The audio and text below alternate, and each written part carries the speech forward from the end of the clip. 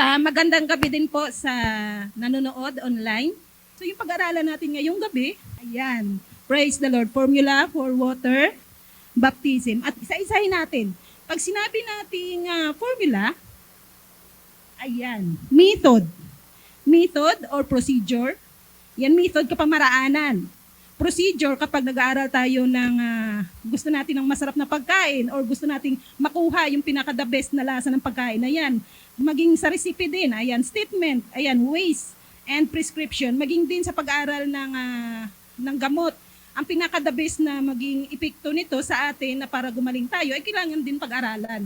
No? And punta tayo sa water. Kailangan ko pa ba ipaliwanag yung water? Ayan. Pero mayroon akong tatlong important na element sa ating buhay.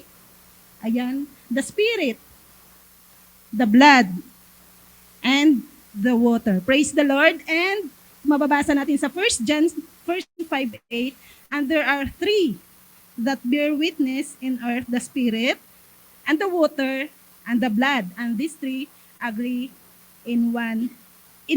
Ayan, per you. Ayan, next. Isa-isahin natin. Kanina yung formula, next water, and baptism. Yung baptism natin galing sa Greek word, which is baptizo. Andyan na, to immerse, to dip fully, or to submerge, which is ilibing talaga.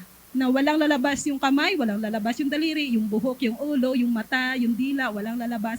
Kailangan ilibing talaga. Kasi pag may lumabas, babaho ko yung patay na hindi, may lumabas na konti. Ayan. And sa ating pag-aaral, no, unahin natin. Magbigay pala muna ako, sorry. Baptism sa King James Version, baptism is mentioned 18 times sa Bible. And baptize, past tense, 61 times. Ganun kadami, praise the Lord, sa King James Version. Baptize, without the 9 times na mention sa King James. And baptize it, 2 times na mention. And baptizing, 4 times na mention sa Bible or sa salita nating mahal na Panginoon. Halimbawa, isang beses lang nabanggit yung baptize. Wala na tayong magagawa dahil sinabi ng Panginoon yon, salita ng Panginoon yon, kailangan nating tuparin, kailangan nating sundin na magpabaptize tayo dahil yun ang kapamaraanan para sa kaligtasan sa ating mahal na Panginoon. Now, punta tayo sa formula ng Bible. Kung kapag naghahanap tayo ng pamaraanan, mga iba-ibang libro din yung ating pinupuntahan, mga encyclopedia, mga dictionary, and syempre, unahin natin dahil salita to ng Panginoon, dahil eternal life to yung kanyang solution, eternal solution, kailangan ay Bible formula din yung kukunin natin. At unahin na natin agad, ayan, Acts 2:38. Sino makapag-memorize? Ayan. Ayan, syempre Bible study ito, kailangan teaching method ito. So kailangan magturo tayo ng ating mga student. Ayan, I request Sister Angela to memorize the Acts 2:38. Praise the Lord. Memorize with reading. Ayan, no, number 1, na isang kapamaraanan sa pagbaptize or sa pagbautismo ay kailangan natin magsisi ng ating mga kasalanan at syempre magpabaptize or magpabautismo ang everyone.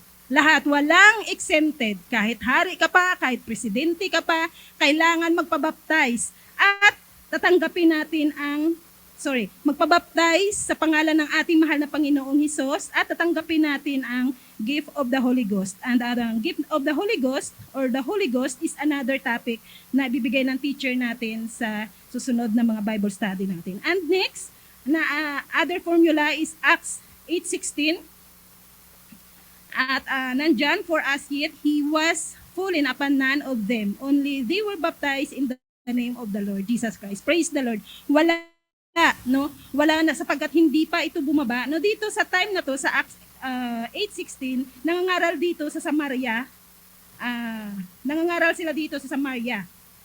And dito nung time na ito, nauna ng nabautismuhan, hindi pa bumaba sa kanila yung bautismo dito. Kaya nagpabautismo din sila sa pangalan ng ating mahal na Panginoong Hesus. And next natin, yan sa Acts chapter 10, verse 48. Dito naman ay nangaral si Pedro sa buong sambahayan ni Cornelius. Ayan, at dito sinabi niya, and he commanded them to be baptized in the name of the Lord, then prayed him to tarry certain days. Dito, nung inuutos dito ni Pablo na sa pangalan ng ating mahal na Panginoon, sila mabautismuhan. At dito, naghiling pa sila dito na manatili pa muna si Pablo. So, nakatatlo na tayo na paraan or formula kung paano at ang kapamaraanan para mabautismuhan sa tubig. And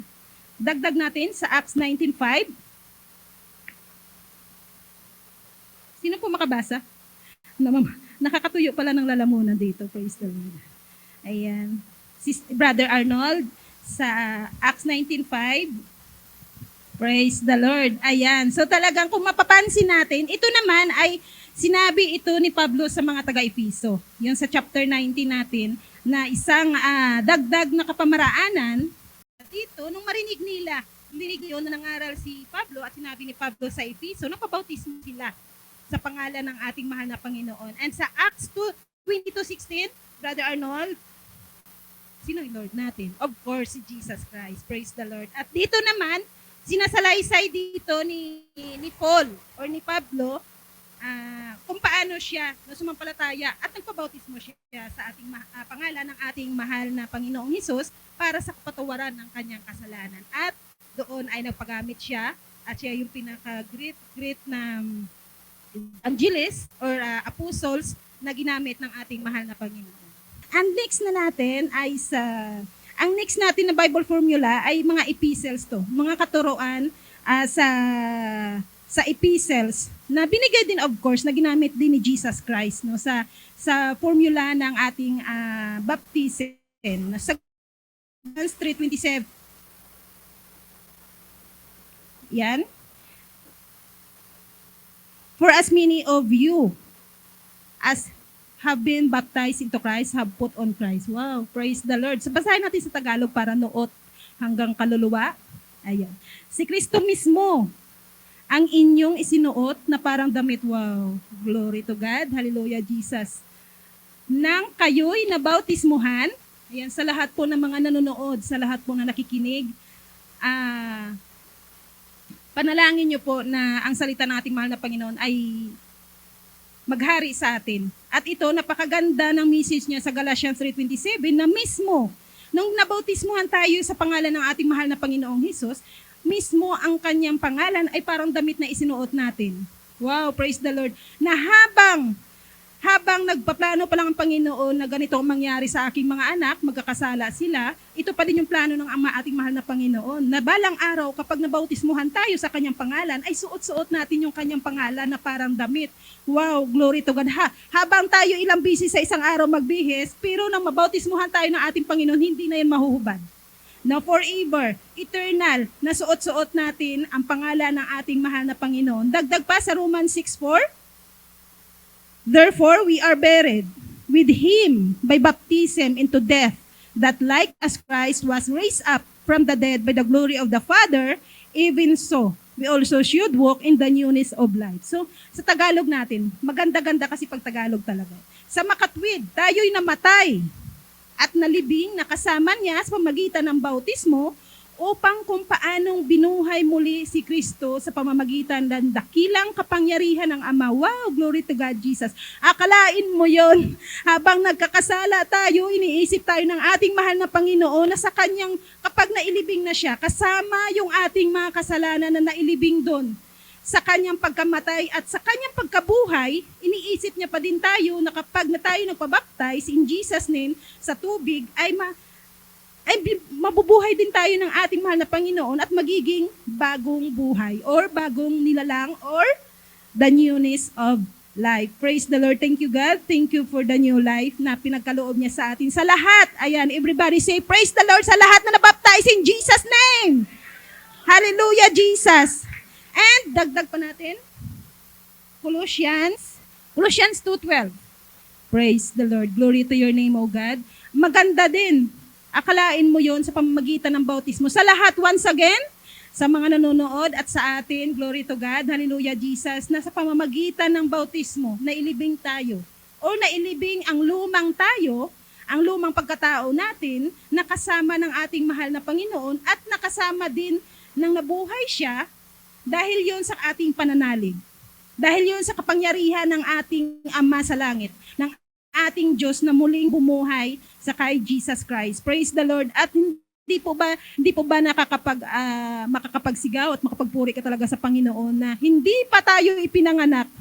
Hindi pa tayo pinanganak, isasama na ng ating mahal na Panginoon na hindi pa tayo pinanganak, sinabi na ng Panginoon, itong batang ito, tatalikuran ako, itong batang ito, magpapasawa ito, itong bata na ito, ipagkakanulo ako. Pero sa paglibing niya, nung ipinako siya sa cross, ay sinama na tayo, pinagpipray tayo na itong bata na to ay makakasama to sa aking pagkabuhay at magkakaroon siya ng buhay, na bagong buhay, na mamumuhay ng kagaya ko. Praise the Lord. Thank you, Jesus. And another po sa Colossians 3:17. Ayan. And whatsoever ye do, in word or deed, do all in the name of the Lord Jesus, giving thanks to God and the Father by Him. Sa lahat ng ating ginagawa. So, ibig sabihin, sa pag-worship, sa pagkain, sa pag-pray, sa anumang ginagawa natin, sa talent, sa skills na binibigay natin sa atin ng ating mahal na Panginoon, kailangan sa pangalan ng ating mahal na Panginoon. So, ibig sabihin, lahat ng action din natin, baptize, kailangan, bautismo, kailangan din sa pangalan ng ating mahal na Panginoon. Napakaliwanag po, bakit sa ibang mga denomination ay ibahin pa nila yung katuruan nila na napakaliwanag na sa lahat ng gagawin mo, sa lahat ng sasabihin mo, ay dapat sa pangalan ng ating mahal na Panginoong Jesus. Praise God. And dagdag pa natin, Ephesians. Mali pala. Dito na pala tayo sa, so ibig sabihin, baptism in the name of Jesus Christ is the only valid formula. Praise the Lord. Palakpakan natin ang mahal na Panginoon. Nag-iisa. Wala nang iba. Only Jesus Christ ang kapamaraanan or pinaka-valid formula sa ating baptism. Bakit kailangan natin mabaptize? Gaano ka-importante yung baptism? Nagpa-baptize tayo, baptize na tayo, lahat na nandito, baptize na except lang sa kay Joanna, hindi pa na-baptize. Ayan, praise the Lord. Napaka-importante po mismo kung ang ating pinag-aralan ng una ay mga epistles or commissions na binigay ni Jesus Christ sa mga apostles and mga disciples, dito mismo ang nagsabi, Panginoong Hesus. Sabi niya sa John 3:3, verily, verily, hindi sinabi na, I see unto thee. Verily, verily. Napaka-importante, paulit-ulit, tigas ng ulo natin, tigas ng ulo niyo. Verily, verily. I say unto thee, except a man be born again, he cannot see the kingdom of God. Kalain mo yon na wala, maliban ng isang tao na hindi panganak muli, susuot ba tayo ulit sa tiyan ng nanay natin? Hindi na. Kasi paano kung patay na yung nanay natin, kakalkalin pa ba natin sila para makapasok doon?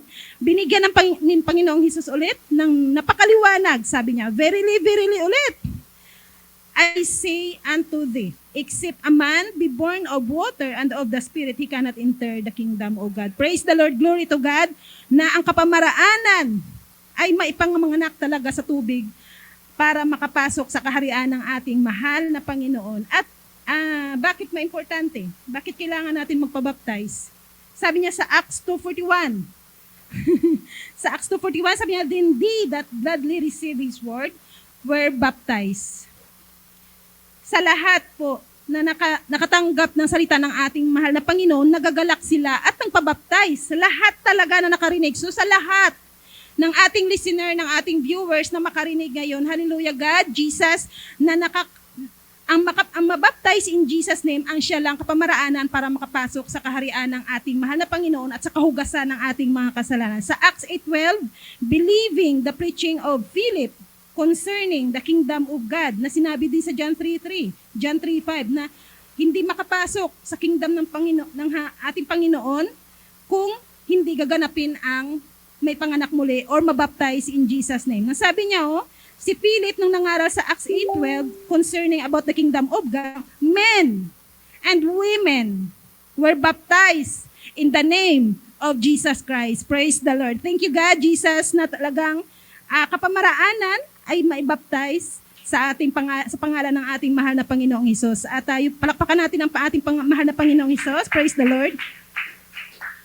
At karagdagan sa ating pag-aaral, no, kung bakit kailangan natin magpabautismo, bakit napaka-importante ang mapabautismo? Dahil ito ay is step in the plan of salvation. Step of plan of salvation, ignoring this step resulting short of the divine plan of salvation. So sa lahat na mag-ignore or magbaliwala sa salita ng ating mahal na Panginoon, which is yung mapapabaptize, ay maharangan yung ating daan or yung ating kaisipan or yung ating way papunta sa ating kaligtasan at makapasok sa kaharian ng ating mahal na Panginoon. At dagdag pa natin, a very important part of salvation. Any act of baptism or manner of baptism that there is no name of Jesus Christ will not remove sin.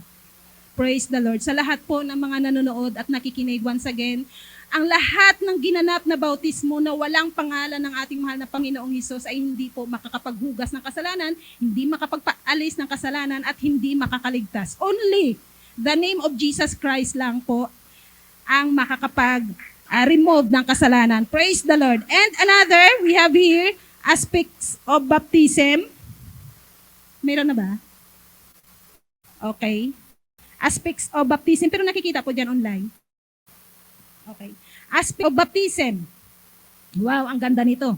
Identifies believer with the mystical Christ. Wow, glory to God, Jesus. Thank you, Lord.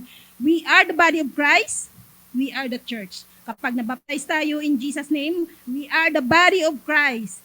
Another aspect, Jesus Christ came to this earth.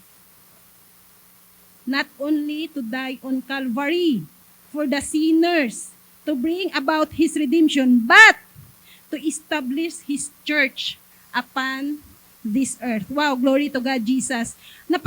Daming package ng iniisip natin, mahal na Panginoon. No? Dapat, sabi niya, sige, bababa lang ako sa lupa para sabihan na sila na magpabaptize sa aking pangalan. Pero na hindi natin kayang sukatin kung gaano kadami ang package ng ating mahal na Panginoon, na although ang kanyang kamatayan sa Calvary ay makapag-redeem or makapagligtas sa atin sa ating mga kasalanan, but din total package pa na i-establish or pagtibayin or patatagin ng ating mahal na Panginoon yung kanyang tinawag, yung kanyang simbahan, yung kanyang mga anak na siyang nanampalataya sa kanya, na siyang tumatawag sa kanya at nagpabaptize sa kanyang pangalan. Praise the Lord. At dagdag pa, the believer is now, wow, a child of God in His family. Praise the Lord. Palakpakan natin ang ating mahal na Panginoon. Wow. We are a child of God sa kanyang pamilya kapag nabaptize tayo in Jesus' name. And dagdag pa na mga importante na according sa history, sa history ng Acts tsaka sa Apostle, sa Acts 2:37, sinabi dito ni Apostle Peter, madaliin ko to kasi nabigay naman na natin kanina. Apostle Peter said, napaka-importante ang baptism sa pangalan nating Panginoong Hesus, and nakabaptize sila ng 3,000 souls. 3,000 souls, and ang nadagdag sa kaharian ng ating mahal na Panginoon at naligtas, at hindi lang 3,000 for sure, kasi nag-journey pa si Paul at ang iba-ibang mga apostles and disciples, and marami pang nadagdag. And sa Acts 8, verse 5 and 12, ang Samaritan mismo ay naniwala at nagpabaptize. Ang lahat ng mga babae at lalaki ng mga Samaritan ay nagpabaptize. Sa Acts 13, si Simon the magician naniwala at nagpabaptize din sa ating mahal na Panginoong Hesus. Glory to God.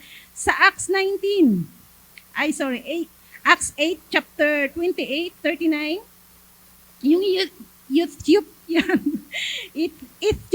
eunuch, Ethiopian eunuch, ay iniisip niya din na napaka-importante mabaptize in Jesus' name at siya din ay nagpabaptize. And sa Acts 9, verse 18, si Paul also ay si Pablo ay nabautismuhan din sa pangalan ng ating mahal na Panginoong Hesus. Sa Acts chapter 10:48, si Peter nagcommand kay Cornelius at sa kanyang buong sambahayan at nagpabaptize din silang lahat. At sa Acts 16:31-33, yung Philippian jailer nagpabaptize din dahil napaka-importante ng bautismo sa pangalan ng ating mahal na Panginoong Hesus. So bakit kailangan sa pangalan ng ating mahal na Panginoong Hesukristo ang ating bautismo? Baptism in the name of Jesus Christ is public declaration. Wow, glory to God. It is a universal body of believers. And dagdag sa ating kaalaman, dahil pinag-aaralan natin ang mga kapamaraanan, Acts 4:12, bakit sa pangalan ng ating mahal na Panginoon? Walang ibang pangalan. No other name under heaven given among men whereby we must be saved. Only Jesus Christ. Praise the Lord. Philippians 2, verse 9-10, there is no name under any greater, every knee should bow in the name of Jesus Christ. Praise the Lord. So lahat ng tuhod ay luluhod sa pangalan ng ating mahal na Panginoong Hesus. And Ephesians 3:15, whole family in heaven and earth is named after Him. Praise the Lord. And Galatians 3:26 and 27, ye are all the children of God by in Christ Jesus, baptized into Christ, have put on Christ. So dagdagan natin yung ating, dahil baka sabihin nila bias tayo, Bible lang yung binabasihan natin. Dagdagan natin ng, dito muna tayo. So bakit sa pangalan ng ating mahal na Panginoong Hesus? Because Jesus is the one who died for us. Ang ating mahal na Panginoon lang nagpakamatay. Walang ibang tao nagpakamatay para sa atin.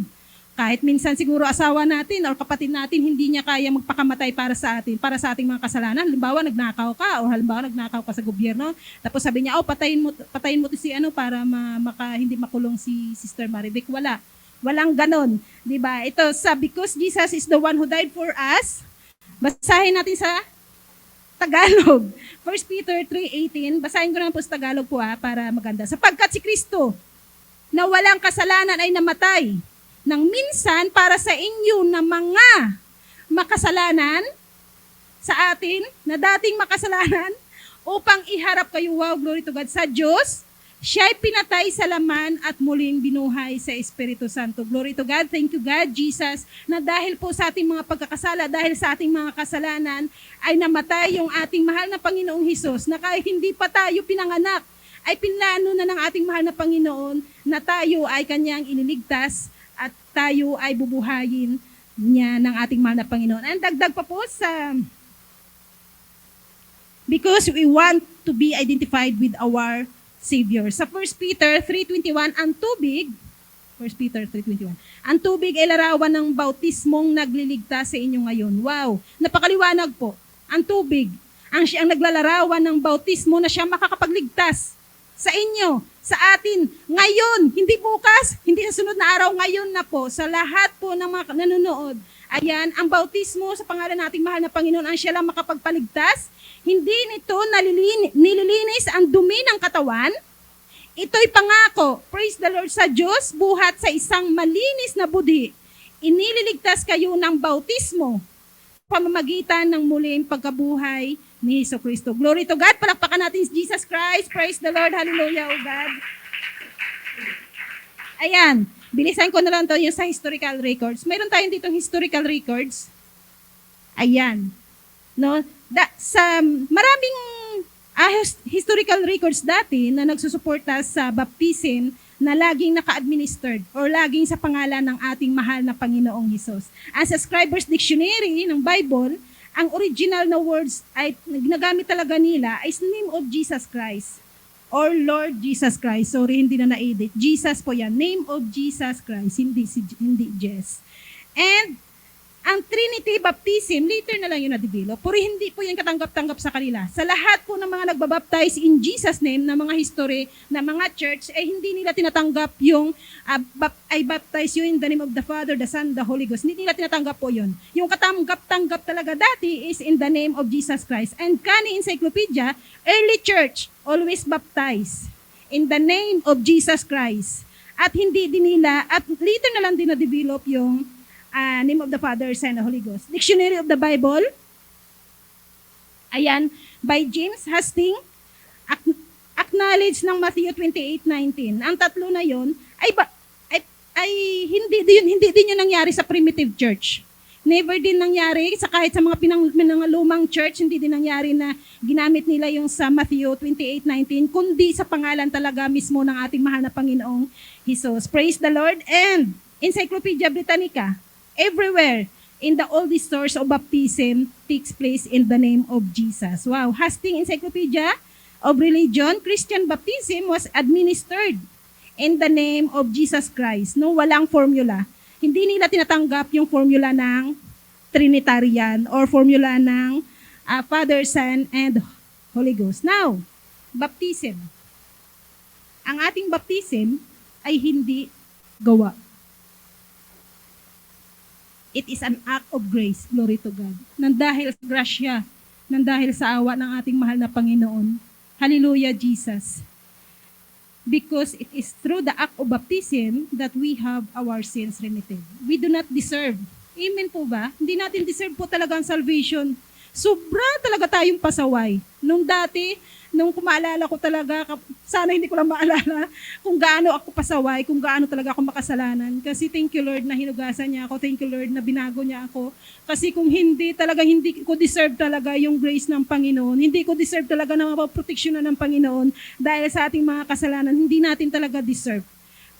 At hindi, yung pagbabautismo po natin, take note, lagay natin sa mga lahat ng nanonood na hindi pa nabaptize in Jesus name. Ang pagpabaptize natin, hindi yun yung dahil ginawa natin. Ang pagpabaptize natin, dahil binigyan tayo ng ating mahal na Panginoon ng puso na mag-decide ka na dahil kaligtasan niya yun, dahil grasya niya yun, na siyang way natin patungo sa kanyang kaharian. Praise the Lord. And salvation come to us because the unmerited favor of God. Akalain mo yun? Na habang tayo nagkakasala nung hindi pa tayo nabaptize, ang pabor pa din, ang puso pa din ng ating mahal na Panginoon, ay kailangan yan mabaptize ni sister, ay kailangan mabaptize ng bata na yan, ay yung lasinggiro na yan, kailangan mabaptize yan, ay yung mga sugarol na yan, kailangan mabaptize yan, yung mga adik na yan, kailangan mabaptize yan, na habang nagpapasakit or nandun nakapako ang ating mahal na Panginoon, kailangan maligtas ang anak ko. Kahit makasalanan siya, kahit na ilang katok na ko sa bahay nila, kahit ilang tawag na ko, kahit ilang Bible study na pumupunta sa kanya, hindi pa din siya nakikinig, kailangan niyang mabaptize dahil yun sa grasya ng ating mahal na Panginoon. And another, for the last, Ephesians 2:8. Basahin natin sa Tagalog. Maganda-ganda talaga eh. Sapagkat dahil sa kagandahang loob ng Diyos, hallelujah, kayo ay naligtas sa pamamagitan ng pananampalataya at ito'y kaloob ng Diyos at hindi mula sa inyong sarili. Wow. Ang pagdesisyon natin kahit pilit man sa mga lahat na napilit na naman na-baptize in Jesus name, hindi po yun dahil sa pilit natin. Talagang siguro maraming anghel siguro yung nagtulak sa atin. Di ba mayroon iba na napilitan lang, mayroon iba na 2 beses nagpabaptize. Pero for sure, hindi yun yung sarili natin. Marami pang anghel kasi sabi ng Panginoon, no, dahil sa kanyang kagandahang loob, oy, lasinggiro ka, oy, kahit ilang beses na nagpa-Bible study dyan, hindi mo ako pinapakinggan. Pero dahil sa kagandahang loob ng ating mahal na Panginoon, na sa pamagitan ng ating pananampalataya, maniwala lang tayo na si Jesus Christ yung ating Diyos, maniwala lang tayo na ang baptism, ang siya makakapagligtas sa atin, ay kaloob yun ng ating mahal na Panginoon, hindi ng ating sarili. Hindi natin basta-basta na desisyonan, kundi ang Panginoon mismo yung naghanap sa atin. Hindi tayo yung naghanap sa Panginoon, kundi ang Panginoon ang naghanap sa atin. And karagdagan sa Titus 2:12, sapagkat, wow, glory to God, nahayag na. Past tense dito sa English for the grace of God that bringeth salvation. Hindi pa tayo pinanganak, grabe. Hindi pa tayo pinanganak, nakaplano na. Itong bata na ito ay pupuntahan to ni sister ganito, mag-outreach to si brother ganito, at mabibigyan at ihahayag sa kanya yung kagandahang loob ng ating Diyos na siyang makakapagdulot ng kaligtasan sa lahat ng mga nanonood na naratingan, ng mga nag-outreach, ng mga nagba-Bible study, ng mga nag-share ng salita ng ating mahal na Panginoon, ng mga nag-share ng Word of God, ng mga nag-share ng Gospel, ay glory to God, pasalamatan natin yung ating mahal na Panginoon kasi dahil doon ay siya makapagdulot sa atin ng kaligtasan. Akalain mo yun na past tense, hindi pa tayo pinanganak, pero nahayag na yung kaligtasan na ibinigay sa atin ng mahal na Panginoon. Glory to God, hindi po ba yun na nararapat sa bawat bibig natin, sa bawat dila natin, at sa bawat buhay natin, na kahit habang tayo nagkakasala dati, habang lumalangoy tayo dati sa kumunoy ng kasalanan, ang ating plano, ang ating Panginoon ay plano na ito yung way ng salvation ng anak ko. Dito ko siya ipadaan. Dito, itong tao yung gagamitin ko sa kanya para sa kanyang kaligtasan. And take note of this talaga sa ating puso. Yung grace talaga ng Panginoon. Yung awa niya talaga kung bakit tayo naligtas. Kasi hindi naman natin deserve ang maligtas eh. So sa lahat sa atin, praise the Lord, sa lahat ng sa lahat ng mga nanonood, ang only kapamaraanan, ang nag-iisang daan para sa ating kaligtasan at sa pagpasok sa kaharian ng ating mahal na Panginoon. The only formula na mabautismuhan ay sa pangalan ng ating mahal na Panginoong Jesus. Jesus Christ, glory to your name, O God, as we stand up at ibigay natin lahat ng ating lakas at papuri sa Panginoon at pagpapasalamat dahil sa kanyang grasya, dahil sa kanyang awa na ibinigay sa atin, sa kapabor na hindi nauubos para lang maligtas tayo, para lang magabay ang ating mga paa at ang ating mga desisyon na makapunta sa kanyang kaharian, makapunta sa kanyang simbahan, sa lahat ng mga desisyon natin na naglilid para po sa pananampalataya natin sa ating mahal na Panginoon. At sa lahat ng mga nanonood, isa lang po ang desisyon para makapasok sa ating kaharian ng ating mahal na Panginoon, ang magpabaptize in Jesus' name. Praise the Lord. Hallelujah, Jesus. As we worship our God, Jesus,